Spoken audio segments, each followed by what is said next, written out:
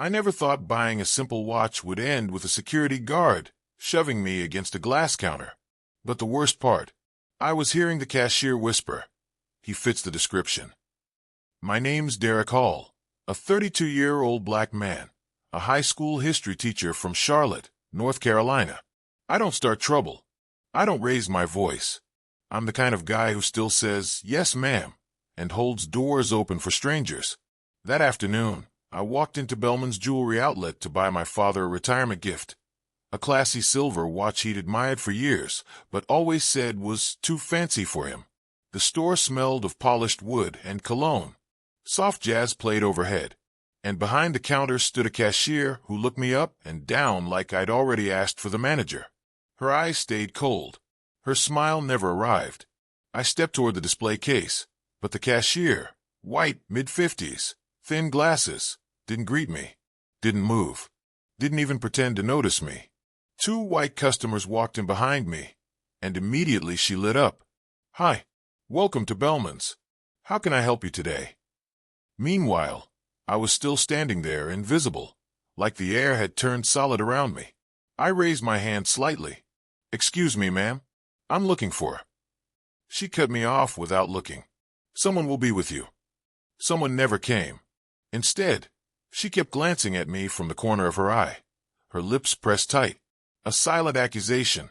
A young Latino employee passed by, gave me a sympathetic look, and whispered, "She's having a day." But we both knew what he meant. Finally, after nearly 8 minutes, she approached but kept a distance like I coughed poison. "Can I help you?" she asked, eyes squinting. "Yes," I said calmly. "I'd like to see the silver Monarch watch, the one on the velvet display." She tilted her head. "That one? It's a bit pricey." Her tone said, "Not for people like you." I swallowed, steady. "I know. That's the one." She unlocked the case but didn't hand it to me. She held it halfway, her hand hovering above mine, like she didn't trust me to touch merchandise in a store that sells merchandise.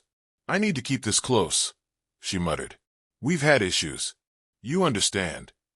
I knew exactly what she meant. I understood plenty. But what made the tension unbearable was the way other customers slowly drifted away from me, giving me space like I carried a storm. And just when I thought the discomfort couldn't stretch further, the store alarm beeped once, a single glitch from the back door sensor. She jumped like she'd been proven right. Then she grabbed the phone and hissed into it. "Security. Now." I didn't even have time to ask what was happening before the guard stormed out from the back. Big guy, wide stance, hand already on his utility belt like he expected trouble. "Sir," he barked, "I need you to step aside."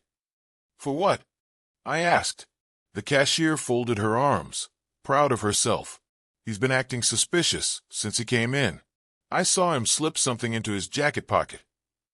My heart slammed against my chest. "What? No, I didn't. I haven't." The guard grabbed my forearm and twisted it behind my back. Hard.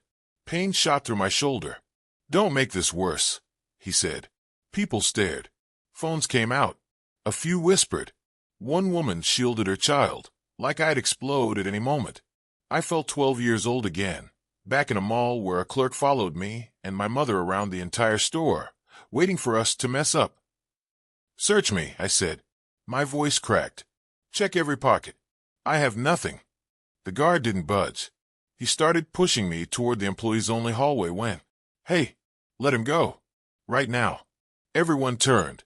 A tall black man in a charcoal suit stood at the entrance of the hallway, face tight, jaw clenched. It was the store manager. "What's happening here?" he demanded. The guard opened his mouth, but the manager raised his hand. "Don't speak yet." Then he looked at me. "Sir, are you okay?" "Not really." But I nodded. The manager stepped between us. "Take your hands off him." Immediately. The guard hesitated, but the manager repeated it sharper. "Now." The grip released. My arm throbbed where his fingers had dug in.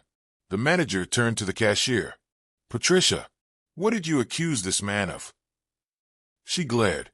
"He was sneaking around, touching things. I know what I saw. He fits the description of." He held up a finger. "Stop. Think very carefully before you finish that sentence. The entire store went silent. The manager looked at me again. Sir, you haven't done anything wrong. I can review the cameras right now.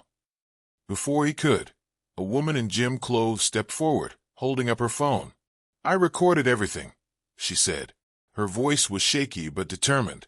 He didn't touch anything except the watch. The way she treated him was unacceptable.